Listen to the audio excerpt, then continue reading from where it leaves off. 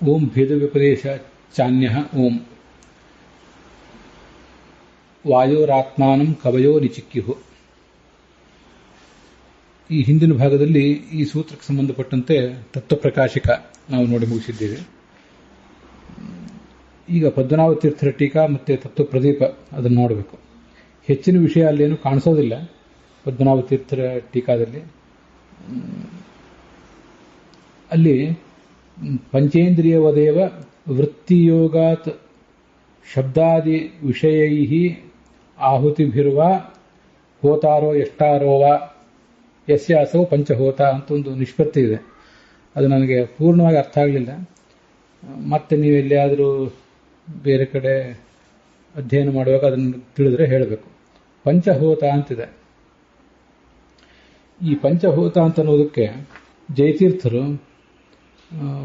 ಪಂಚಸು ಹೋತ ಪಂಚಹೋತ ಅಂತ ಸಪ್ತಮಿ ತತ್ಪುರುಷ ಸಮಾಸ ಮಾಡಿದ್ದಾರೆ. ಪಂಚಸು ಅಂದರೆ 5ಗಳಲ್ಲಿ, ಹೋತ ಹೋಮ ಮಾಡುವವನು. ಈ ಭಗವಂತನೇ ಹೋಮ ಮಾಡುವವನು. ಎಲ್ಲಿ ಹೋಮ ಮಾಡ್ತಾನೆ? ಪಂಚ ಇಂದ್ರಿಯಗಳಲ್ಲಿ ಹೋಮ ಮಾಡ್ತಾನೆ. ಏನು ಹೋಮ ಮಾಡ್ತಾನೆ ಅಂದರೆ ವಿಷಯಗಳನ್ನು ಹೋಮ ಮಾಡ್ತಾನೆ.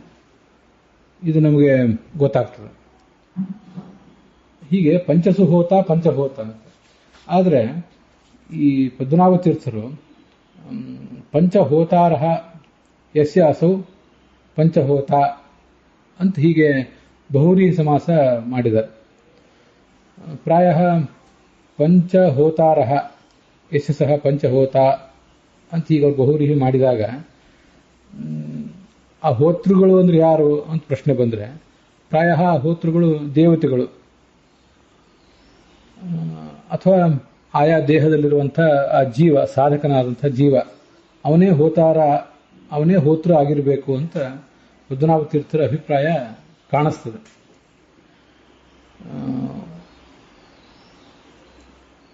ಹೋತಾರಹ ಅಂದರೆ ಎಷ್ಟಾರಹ ಅಂತ ಅರ್ಥ.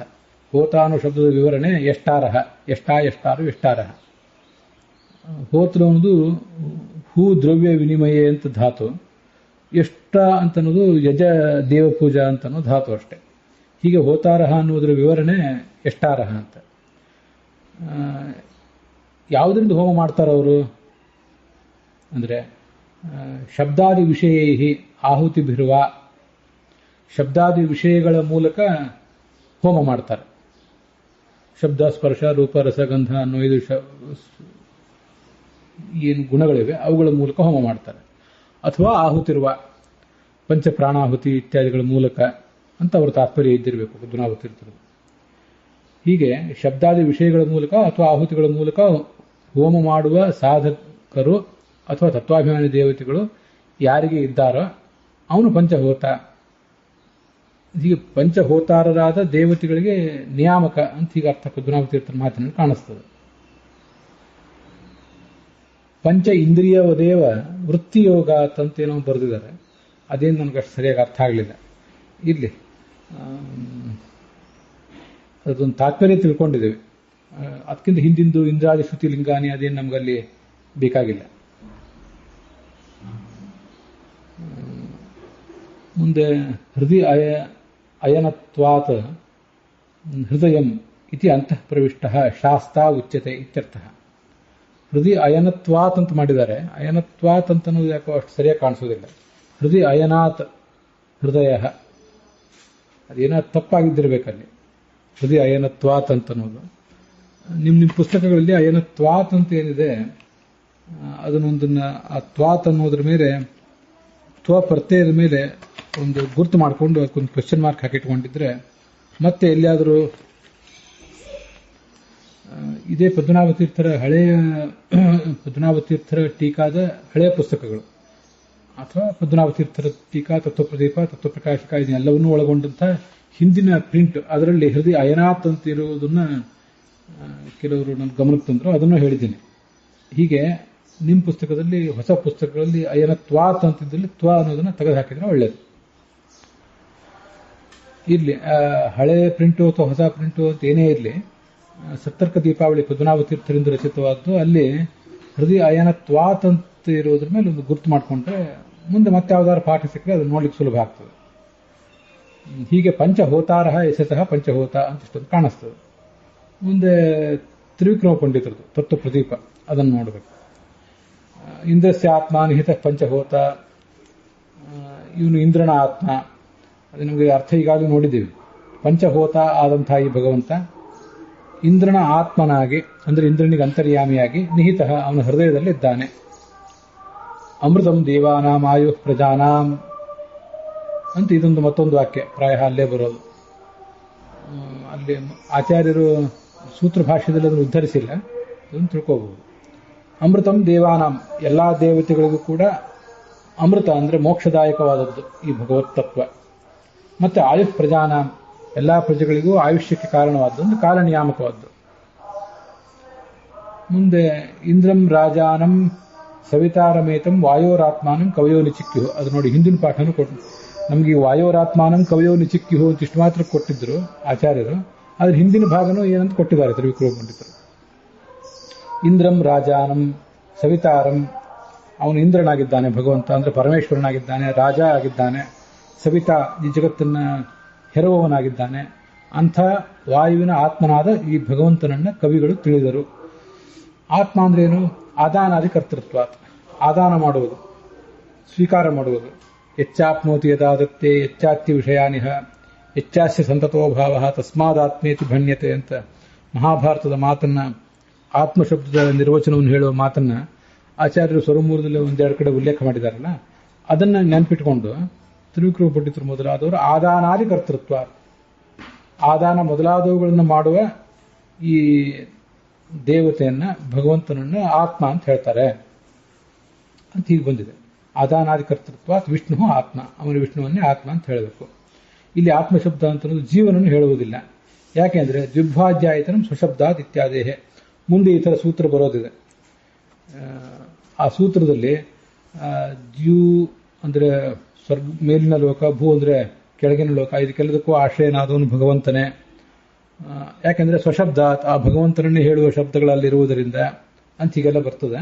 ಅದರಿಂದ ಆತ್ಮ ಅಂದ್ರೆ ಯಾರೋ ಜೀವ ಅಂತ ಅರ್ಥ ಇಟ್ಕೋಬಾರ್ದು ಅಂತ ಅನ್ನೋದನ್ನ ತೋರಿಸಿದ್ದಾರೆ. ಮುಂದೆ ದ್ವಿಭಾಜ್ಯಾಯತನಂ ಸ್ವಶಬ್ದಾತ್ ಅಂತ ಸೂತ್ರವೇ ಬಂದಾಗ ನಮಗೆ ಇನ್ನೂ ಸ್ಪಷ್ಟ ಆಗ್ತದೆ.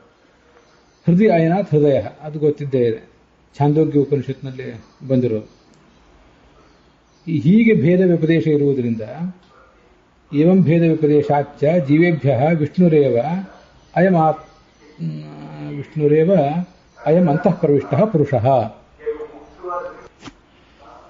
ಈ ವಾಕ್ಯಕ್ಕೆ ಅರ್ಥ ಸರಳವಾಗೇ ಇದೆ. ಹೀಗೆ ವ್ಯಪದೇಶ ಇರುವುದರಿಂದ ಕೂಡ ಏವಂ ಭೇದ ವ್ಯಪದೇಶಾಚ್ಚ, ಸೂತ್ರದ ಅರ್ಥವನ್ನು ಹೇಳ್ತಿದ್ದಾರೆ ತ್ರಿವಿಕ್ರಮ ಪಂಡಿತರು.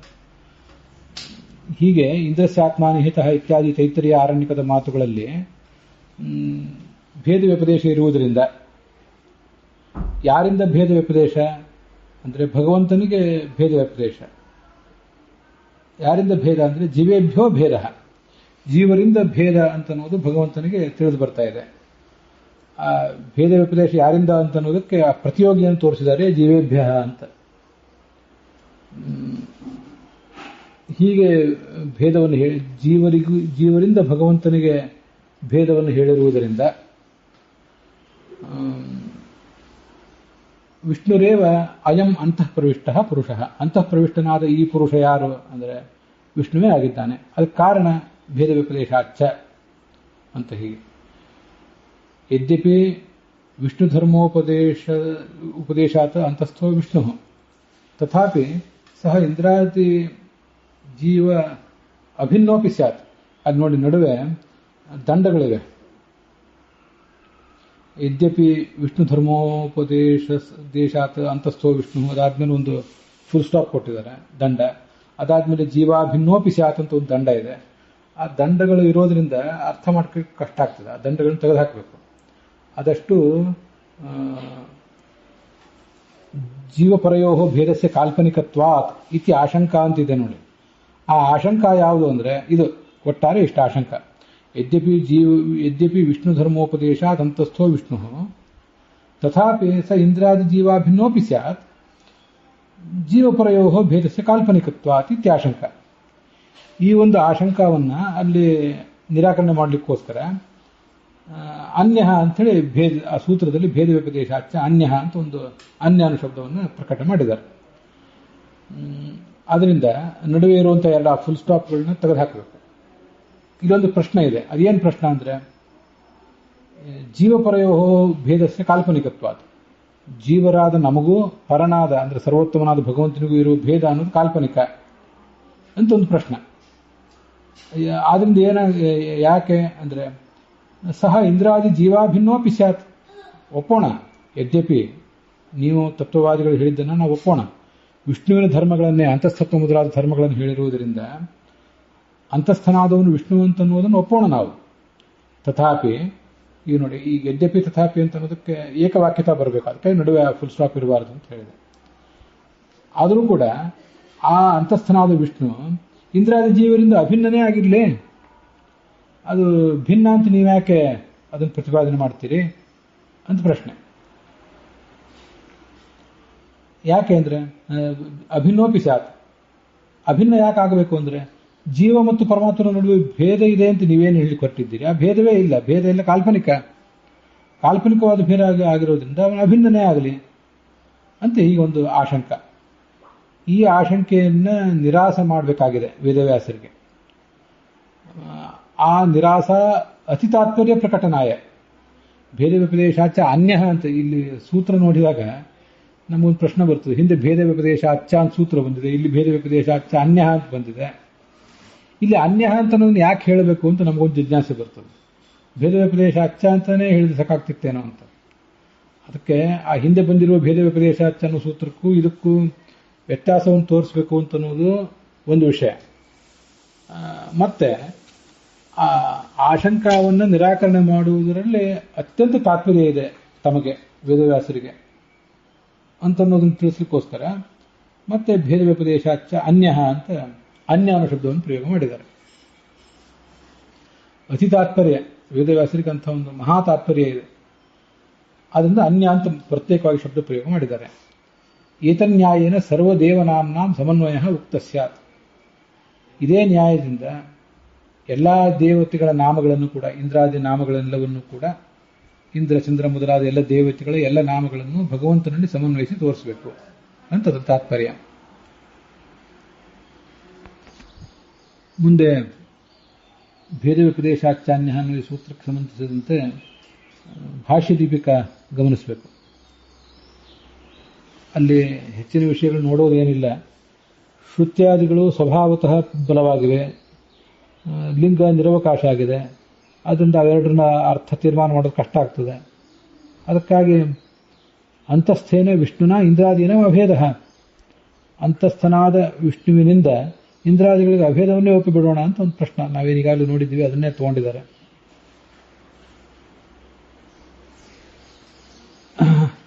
ತೈತ್ರಿಯ ಆರಣ್ಯಕದಲ್ಲಿ ಇಂದ್ರಸ್ಯ ಆತ್ಮ ಭೇದ ವ್ಯಪದೇಶ ಅಂತ ಬಂತಲ್ಲ, ಭೇದ ವ್ಯಪದೇಶ ಅಂತಂದ್ರೆ ಒಂದು ಭೇದ ವ್ಯಪದೇಶ ಅಲ್ಲ, ಅದು ಅನೇಕ ಭೇದ ವ್ಯಪದೇಶಗಳು.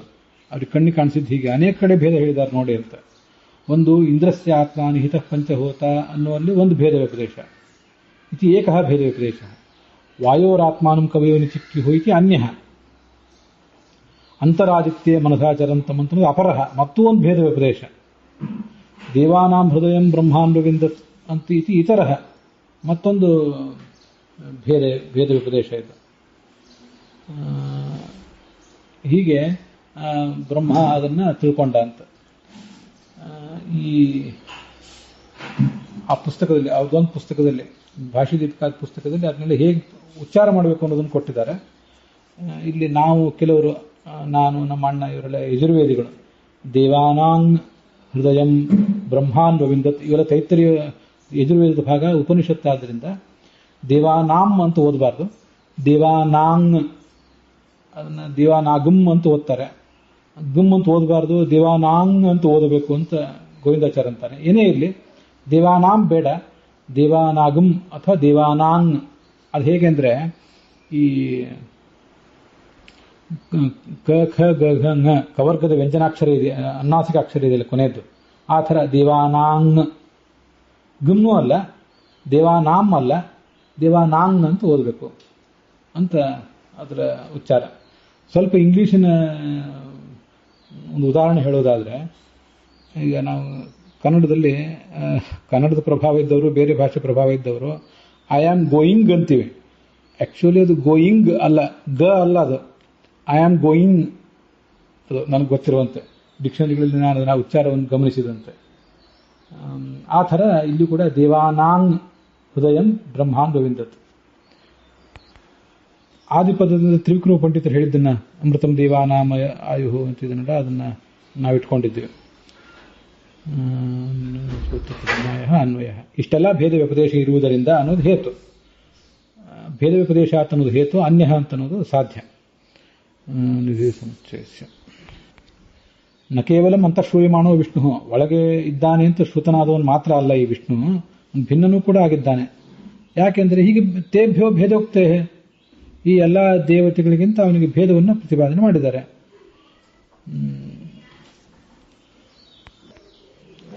ಅಲ್ಲಿ ಇಂದ್ರಸ್ಯ ಆತ್ಮ ಅಂತಿದೆಯಲ್ಲ, ಇಂದ್ರಸ್ಯ ಆತ್ಮ ಅನ್ನೋಲ್ಲಿ ಭೇದ ಹೇಗೆ ತಿಳಿದು ಬರ್ತದೆ ಅಂದ್ರೆ, ಷಷ್ಠಿ ವಿಭಕ್ತಿ ಇದೆಯಲ್ಲ, ಷಷ್ಠಿ ವಿಭಕ್ತಿಗೆ ಇಂದ್ರಸ್ಯ ಇಂದ್ರನ ಅಂತಂದ್ರೆ ಆ ಇಂದ್ರನ ಒಳಗಿರುವವನು ಅನ್ನೋ ಕಾರಣದಿಂದ ಆ ಷಷ್ಠಿ ವಿಭಕ್ತಿಗೆ ಭೇದ ತಿಳಿದು ಬರ್ತದೆ ಅಂತ ಅವರ ಅಭಿಪ್ರಾಯ. ಇಂದ್ರೋ ರಾಜ ಇತ್ಯಾದವುದು ಇಂದ್ರಾದಿ ಶಬ್ದ ಪರಮ ಮುಖ್ಯ ವೃತ್ತ್ಯಾ ವಿಷ್ಣುಪರಾಹ. ಇಂದ್ರೋ ರಾಜ ಅಂತ ಕೆಲವು ಬೇರೆ ವಾಕ್ಯಗಳನ್ನು ಗಮನಿಸಿದರೆ ಅಲ್ಲಿ ಎಲ್ಲ ಕಡೆ ಅದು ಆ ಇಂದ್ರ ಶಬ್ದ ಭಗವಂತನನ್ನೇ ನೇರವಾಗಿ ಹೇಳ್ತದೆ, ಅದಕ್ಕೇನು ಬಾಧಕ ಇಲ್ಲ. ಇನ್ನು ಉಳಿದ ಕಡೆ ಇಂದ್ರ ಅಂದ್ರೆ ಆ ದೇವತೆಯನ್ನು ಹೇಳಿ ಅದರೊಳಗಿರುವ ಭಗವಂತನನ್ನು ಹೇಳ್ತದೆ. ಅದ್ರ ಒಟ್ಟಾರೆ ಏನರ್ಥ ಆಯಿತು? 5 ಇಂದ್ರಿಯಗಳು. ಯಾಕೆಂದ್ರೆ ಮನಸ್ಸೊಂದನ್ನು ಬಿಟ್ಟಿದ್ದಾರೆ, ಮನಸ್ಸು ಎಲ್ಲದಕ್ಕೂ ಬೇಕೇ ಬೇಕು ಅಂತ ತೀರ್ಮಾನ ಅದು. ಮನೋವಿಹಾಯ ಪಂಚಸು ಜ್ಞಾನೇಂದ್ರಿಯೇಶು ಶಬ್ದಾದಿ ವಿಷಯ ಹೋತ ತೈಹಿ ವಿಷಯ ಅನುಭಾವಕಃ. 5 ಜ್ಞಾನೇಂದ್ರಿಯಗಳಲ್ಲಿ 5 ವಿಷಯಗಳನ್ನು ಹೋಮ ಮಾಡುವವನು ಅಂದ್ರೆ ಅನುಭಾವಕ. ಇದನ್ನು ಗಮನಿಸಬೇಕು. ತಾನು ಅನುಭವ ಮಾಡಿಕೊಂಡು ಅದನ್ನು ನಮಗೆ ಅನುಭವ ಮಾಡಿಕೊಡುವವನು. ಇಂದ್ರಸ್ಯ ಅವನು ಇಂದ್ರನ ಅಂತರ್ಯಾಮಿಯಾಗಿದ್ದಾನೆ, ಎಲ್ಲರ ಹೃದಯಗಳಲ್ಲೂ ಅವನಿದ್ದಾನೆ. ಸನ್ನಿಹಿತ ನಿಹಿತ ಎಲ್ಲಿ ಅಂದ್ರೆ ಹೃದಯೇಶು ಅಂತ ಅಧ್ಯಾಹಾರ ಮಾಡ್ಕೊಳ್ಬೇಕು. ಕವಿಗಳು ಜ್ಞಾನಿಗಳು ತಿಳ್ಕೋತಾರೆ. ಅದೆಲ್ಲ ಬ್ರಹ್ಮ ಚತುರ್ಮುಖ. ಅಲ್ಲಿ ಬ್ರಹ್ಮ ಚತುರ್ಮುಖ ದೇವಾನಾಂ ಹೃದಯ ಅಯನಾತ್ ಸ್ಥಿತೇ ಪ್ರವರ್ತನಾದ್ವಾ. ನೋಡಿ, ಹೃದಯದೊಳಗೆ ಇದ್ದಾನೆ ಅಂದ್ರೆ ಬರೀ ಇರುವುದು ಮಾತ್ರ ಅಲ್ಲ, ಹೃದಯದೊಳಗಿದ್ದು ಪ್ರವರ್ತನೆ ಮಾಡ್ತಿದ್ದಾನೆ. ಅದರಿಂದ ಹೃದಯ ಅನಿಸ್ಕೊಂಡಿರೋ ವಿಷ್ಣುವನ್ನ ಅನ್ವವಿಂದತ್ ಅಪಶ್ಯತ್ ಅಂತ ಅದರ ಅಭಿಪ್ರಾಯ. ಅಲ್ಲಿಗೆ ಭಾಷ್ಯ ದೀಪಿಕ ಮುಕ್ತಾಯ ಕಂಡಿದೆ. ಅಲ್ಲಿಗೆ ಇವತ್ತಿನ ಈ ಭಾಗ ಸಮಾಪ್ತ ಆಗಿದೆ.